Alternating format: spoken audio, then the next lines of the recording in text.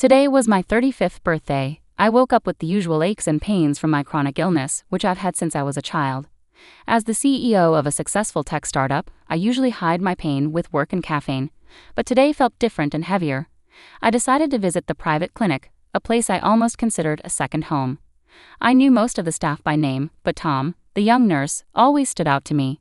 Tom was charming, with a quick smile that made many patients, including me, blush. He was also persistent. Today, when I walked into the clinic, he was the first to greet me. "Happy birthday, Elena." Looking great as always, he grinned, his eyes lighting up as he came over to me. "You know you don't have to go through this alone. I'm here for you." I sighed as I settled onto the clinic bed. "I appreciate it, Tom, but you know my situation. It's complicated." As Tom prepared the drip, he didn't miss a beat. "I don't care about your illness, Elena. I like you. Whenever you're ready to talk about us, I'm here." As Tom busied himself with the charts, I tried to focus on the positives. I was successful and independent, but I had to admit, I was lonely too. The day dragged on with the usual rounds of tests and doctor's visits. By late afternoon, I was ready to head back home, but Tom had other ideas. "Hey, birthday girl, you can't just go home and mope. Let's grab dinner, my treat. Let's celebrate you," he insisted. I hesitated. It was tempting to spend more time with him outside the sterile clinic walls. "Okay, but just as friends." "Just as friends," he agreed, but the twinkle in his eyes said more. Dinner with Tom was easy and filled with laughter. He had a way of making me forget about the clinical coldness of my routine. As we talked, it wasn't just about my health or the clinic. It was about movies, travel, and food. It was normal, and for a moment, I let myself enjoy it. "Elena, you're amazing," Tom said as he walked me to my car later. I really meant what I said. "I want to support you however you'll let me." I looked at him under the streetlights. "Tom, it's not easy. My life, my health, it's a lot to deal with." "I'm not just anyone, Elena. I'm asking you to give us a chance," he said confidently. I felt a mix of emotions. This kind man was willing to embrace me with all my challenges. "Let's take things slowly, okay?" Driving home, his words played in my mind. Could I allow myself to be happy with him? Wasn't life too short to be alone? 6 months passed quickly. Tom and I saw each other often, and every moment together eased the pain of my illness. He made everything feel simpler, lighter, but deep down, I worried about our future because of my health. Yet Tom remained steadfast. One cool Saturday evening, with autumn leaves painting the city in shades of orange and red, Tom suggested a stroll through the park after dinner. "Elena, I'm not great at fancy speeches," Tom began, his voice a bit shaky, which was unusual for him. "But I've been thinking a lot about us, about how happy you make me. I want us to be together forever." My heart skipped a beat. "Tom, are you sure? You know my situation. It's not going to get any easier." "Yeah, I know, and I don't mind. I want to be there for everything. The good days, the tough days, everything," he said, pulling out a small box from his pocket. He opened it to reveal a simple yet beautiful ring. "Elena, will you marry me?" His proposal caught me by surprise. I loved him deeply, but the idea of committing to marriage had always seemed daunting because of my health challenges. Seeing his certainty and love for us made my doubts melt away. "Yes, Tom, yes, I'll marry you." We hugged tightly, and in that moment, it felt like it was just us in the world, and it felt perfect. In the following weeks, we were busy planning. We settled on a small wedding, just us and a few close friends, including his sister and her husband. But before that, there were practical matters to address. One evening, I sat down with Tom and brought out the prenuptial agreement. "I need to discuss something practical with you, Tom. It's important for my business and my health," I began. Tom nodded attentively. "Sure, Elena. What is it?" I handed him the papers. "It's a prenup." He took them and glanced over the documents before looking back at me with a reassuring smile. "If this helps you feel secure, I'm completely fine with it. I'm not marrying you for money, Elena. I'm marrying you because I love you." "And you're sure about this? About us?" I asked, needing to hear his reassurance once more. "Absolutely," he replied confidently, signing the document without hesitation. "Now can we get back to planning our small wedding?" "Yeah, let's," I said, feeling a mix of relief and love as we continued with our preparations. After Tom's easy acceptance of the prenup, I felt reassured about his intentions and commitment. Our wedding day was simple and perfect. The city hall ceremony was quick, with only our closest loved ones present. Standing there, exchanging vows with Tom, I felt a surge of hope. Maybe despite everything, life was offering me something beautiful. Initially, life after our quiet wedding was close to perfect. Tom took charge of running the household, which was a pleasant change. I'd return home to delicious smells from the kitchen and find everything spotless. The first few months felt like an extended honeymoon phase. However, around a year later, subtle changes began to surface. Tom seemed a bit distant. His enthusiasm for household tasks diminished, and he became more withdrawn. At first, I attributed it to the adjustment of living together or the end of our honeymoon phase, but the shift was undeniable. One day I arrived home earlier than expected, eager to surprise Tom with news about a potential new client for my business. As I walked in, I anticipated finding him busy in the kitchen or tending to chores. Instead, the house was unusually quiet. Moving towards the kitchen, I heard a voice. A woman's voice, cheerful and unfamiliar, as if she belonged there. Opening the door, I found a middle-aged woman humming while chopping vegetables. She looked up, surprised. "Oh, you must be Elena. I'm June. Tom didn't mention you'd be home so soon." "June? And who exactly are you?" I managed to keep my voice steady despite the shock. "I'm the housekeeper. Tom hired me about a year ago. I come in a few times a week to clean and cook. It helps out a lot," she explained with a smile, unaware of the bombshell she had just dropped. A housekeeper? For a whole year? And I had no clue. Anger and betrayal surged through me, but I kept my composure. "Right. I see. Thanks, June. Could you give us a moment?" "Of course," June replied, wiping her hands and exiting the room. When Tom returned home, he found me in the living room, still processing everything. His face immediately fell when he saw my expression. "Who's June, Tom?" I asked directly. Tom hesitated, then sighed heavily. "She's the housekeeper. Look, I meant to tell you, but I was afraid you'd be upset that I wasn't handling things around the house myself." "Upset? Tom, I'm upset because you lied, because you felt the need to hide this from me." My voice grew more intense with each word. I know, and I'm sorry. It started small, and then I just didn't know how to bring it up without it becoming a big deal. It seemed easier to keep it quiet," he explained, his remorse evident. "Easier for who, Tom? Because this doesn't feel easy for me," I shot back. That night, we talked it out. Tom apologized, and I attempted to grasp his perspective, but a rift had formed between us, a small crack that left me questioning what else he might be hiding. Things smoothed over somewhat, but the seed of doubt had been planted. Tom continued to excel at cooking and managing the house. But now I knew he wasn't actually doing all the work himself. It seemed clear. I worked, and he oversaw the home, though it was outsourced. Yet Tom's behavior remained unsettling, beyond just the concealed housekeeper. Late-night phone calls in hushed tones, sudden demands for privacy, and constant excuses for needing more money, all pointed to something amiss. So, I took action. I hired a private detective, using my resources. It didn't take long for the detective to uncover the truth, and it wasn't what I wanted to hear. Tom was spending most of his days at a casino, losing staggering amounts of money. Relief washed over me that there wasn't another woman, but despair settled in at the depth of his deceit. That evening, as Tom returned home, I awaited him in the living room, the detective's report in hand. He tried to greet me with a kiss, but I stepped back, holding up the papers. "Care to explain this?" I asked, my voice icy and more composed than I felt inside. Tom sank down onto the sofa, his face buried in his hands. "I never meant for it to spiral like this. It started small, just a way to relieve stress, but it grew, and I didn't know how to stop." "And you thought lying to me and stealing from me was the answer?" My voice rose, frustration boiling over. "I'm sorry, Elena. I'm so sorry. I need help. I want to quit, I swear. Please help me get out of this mess," Tom pleaded desperately. Taking a deep breath, I tried to steady myself. "I'll help you, Tom, but this is the last chance. You need professional help for your addiction, and you're going to sign an agreement acknowledging the $50,000 debt I'm covering." Tom nodded solemnly. "Yes, I'll do whatever it takes. I'll get help." We arranged for him to start treatment the next week. Just when I dared to hope for a return to normalcy, Tom dropped another bombshell. Tom's sudden suggestion caught me off guard. "Elena, I've been thinking, maybe we should have a baby. It might bring us closer," he said out of nowhere. I stared at him in disbelief. "A baby, Tom? You know that's not possible for me. It's not just risky, it could be life-threatening." He immediately tried to backtrack. I know. I didn't mean, forget I said anything." But the idea didn't stop there. It kept resurfacing, and even his sister, who was an obstetrician, called me about it. "You should really think about it, Elena. Having a baby is natural. Don't be selfish," she said. "Selfish? You're a doctor. You know my health condition. How can you even suggest this?" I was furious. She scoffed and hung up. The conversation left me shaken. How could they be so heartless and insensitive? Months of building tension and unresolved arguments had left my nerves frayed, but nothing could prepare me for the shocking scene that greeted me that fateful day.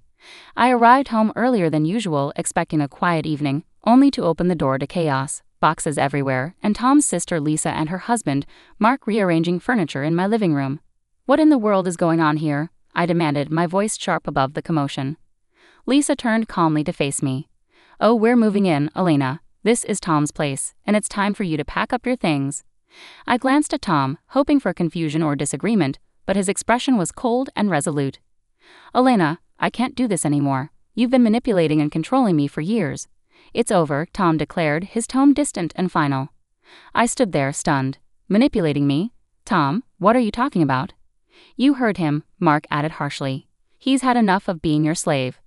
Tom stepped forward, handing me a stack of papers. Here are the divorce papers. I'm also filing for compensation for years of emotional abuse and alimony. I need to prioritize my well-being now. As I took the papers, the room seemed to spin around me. It felt like a nightmare unfolding before my eyes. I flipped through the documents, each word feeling like a betrayal, but amidst the rising panic, a calm determination settled over me. I couldn't help but let out a short, humorless laugh. Well, you're in for a surprise. Think what you want. My lawyer will be in touch, I said firmly, without another word. I went to our bedroom, packed a suitcase with essentials, and prepared to leave. There was no point in arguing. The man I had married, the man I thought I knew, was gone. Driving away from the apartment, I headed towards the elite cottage village where my house awaited, a home that had been mine long before Tom came into my life. As I passed through the familiar gates and greeted the guards, a sense of relief washed over me. The house stood exactly as I had left it, spacious, serene, and perfectly suited to my needs. It had always been my sanctuary, a place I had prepared for my future, knowing my health might present challenges. As night settled, I made a few phone calls to my closest friends, letting them know about the situation and assuring them I was all right. Next, I called my lawyer to discuss our strategy. Tom's claims and demands wouldn't go unchallenged. A few days later, settled into the peace of my sanctuary, I was surprised by an urgent call from Tom. His voice was filled with panic and anger. Elena, you've set me up. This is some sick game to you, isn't it? I responded calmly, a small smile on my face. Tom, if there's been a misunderstanding, why don't you come over and we can talk about it? I'll send you the address. Not long after, I watched from my window as the village gate opened and Tom, along with Lisa and Mark, drove in. They pulled up to my front door, their faces pressed against the car windows, clearly impressed by the sight of my expansive home. As they approached, their earlier confidence seemed to falter a bit as I greeted them at the door. Clearing the silence with a small cough, I offered a polite smile. Well, what brings you to my humble abode? Tom, still visibly agitated, blurted out, Your lawyer called me. He said I have to pay next month's rent for the apartment, $6,000. You never told me it wasn't your apartment. You never asked about it, I replied calmly. And if you want to continue living in that apartment, you'll need to pay the rent. Lisa, always quick to seize an opportunity, nudged Tom. And look at this place. It's stunning. Tom nodded eagerly. Yeah, why don't you just give us this house instead of that apartment? Otherwise, we'll take legal action and sue you for everything you've got. Their audacity struck me as almost comical, and I couldn't hold back a laugh. You want to sue me for this house? Tom dear, I bought this house long before you were in the picture. You have no claim to it whatsoever. Their faces flushed with frustration and their voices rose in protest. You can't just kick us out. We have rights. Tom shouted. That's where you're mistaken, I stated firmly, picking up the phone. Security, could you please escort these individuals out? It seems they've made a wrong turn. Shortly thereafter, village security arrived and escorted the trio out. Their protests dwindled as they were led away, leaving a quiet calm that settled over the house like a soothing blanket. After they departed, I sat back down, the earlier laughter replaced by a weary sigh. It was evident that Tom and his sister were grasping at straws, attempting to intimidate me into relinquishing what was rightfully mine. I phoned my lawyer once more, recounting the events of the day's confrontation. We need to be ready for anything they might throw at us, I asserted, my voice steady with resolve. Don't worry, Elena, we're prepared for this. They have no legal basis, he reassured me confidently. The day of the court hearing arrived with palpable tension. Walking into the courtroom, my lawyer by my side, I braced myself to confront whatever claims Tom and his family had concocted. The accusations were absurd. Tom alleged that I had exploited him, portraying himself dramatically as my slave. He painted a picture of endless chores and an ungrateful existence under what he described as my tyranny, while his sister Lisa and her husband Mark nodded in agreement, affirming his every word. I fought the urge to roll my eyes at the melodrama.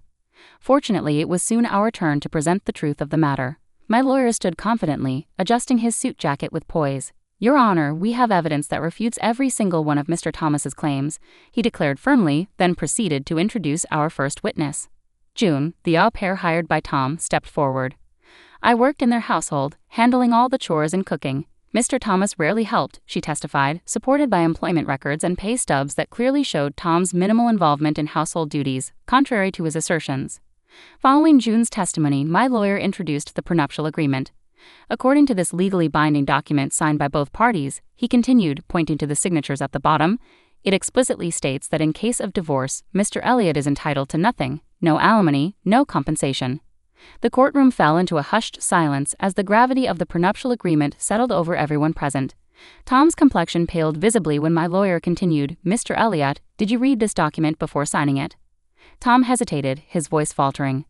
Well, I saw the part about what would happen if something happened to Alina, but you didn't read it in its entirety, correct? My lawyer interjected. Yes, but I didn't think. Tom began to explain. You didn't think to read what you were signing? My lawyer pressed, turning back to the judge. Your Honor, we also have evidence of Mr. Elliott's substantial gambling debts, which Mrs. Elliott graciously paid off, and we have a signed acknowledgement from Mr. Elliott himself. As Tom slumped in his seat, the weight of his circumstances seemed to settle upon him. The judge's clear and firm voice cut through the courtroom. After reviewing the evidence and testimonies, this court grants the divorce requested by Mrs. Alina Elliott. Additionally, all claims for compensation and alimony by Mr. Thomas Elliott are denied. Leaving the courtroom, I felt a profound sense of relief, though it was quickly overshadowed by the commotion outside. Lisa was angrily berating Tom, her words sharp and unforgiving. You idiot. All you had to do was get her pregnant and die. Then we could have had it all, but you couldn't even manage that. I paused, stunned by the extent of their betrayal sinking in. They hadn't just wanted money, they had harbored darker intentions. Months passed since the courtroom drama, and I gradually began to reclaim my peace, focusing on my health and business. One crisp morning, while reviewing business reports over coffee, my tranquility was shattered by an unexpected visitor. Glancing at the security monitor, I saw Tom standing disheveled and desperate at the gates of my village. Curious yet cautious, I instructed the guards to let him in, wondering about the sudden appearance. As he approached the front door, I could see the strain etched into Tom's face, the weight of recent hardships evident. He dropped to his knees dramatically as soon as I opened the door. Elena, please, I'm begging you. Take me back. I'll do anything. I'll cook, clean, whatever you want. Just let me stay here, he pleaded, his voice cracking with emotion. I looked down at him, my expression composed yet resolute. Tom, after everything that has happened, why would you think I'd even consider that? It wasn't all my idea, Elena. It was Lisa's plan to push for the baby, to end things that way. I never wanted any of it. I swear, I was just caught up in it, he blurted out, desperation evident in his words. Taking a deep breath to steady myself, I maintained my composure. Tom, what you're failing to grasp is that it's not just about what happened or whose idea it was. It's about trust, and you shattered that beyond repair. You didn't just go along with Lisa's plans. You stood by her, knowing how dangerous they were for me. He scrambled to his feet, reaching out as if he could physically undo the rift between us. Elena, I'm lost without you. I've taken out a loan to repay the $50,000, and I've started working again. I'm trying to make things right. Trying to fix things doesn't erase the consequences, I replied firmly. What you need to grasp, Tom, is that you made choices that led us here. Now you have to face them. His expression crumpled with regret, and for a fleeting moment I almost sympathized with him. Almost. But then I recalled the calculated discussions about my health and their schemes. It's time for you to leave, I said, my voice steady and resolute. And Tom, don't come back. You're not welcome here, not now, not ever. When he hesitated, still attempting to plead, I turned and gestured to the security team, who had been discreetly waiting nearby. They stepped forward, escorting him away as he called out my name, his voice fading into the distance. After he was gone, I stood at the doorway for a moment, allowing the silence to envelop me once more. This house, this life, I had built it, and I wouldn't let anyone disrupt it again. Returning to my morning routine, the disruption settled into a resolved chapter of my life. Looking forward, my thoughts drifted to future plans, dreams of travel, and meeting new people. The world was vast, and my heart, once weighed down by betrayal, now felt light with possibilities.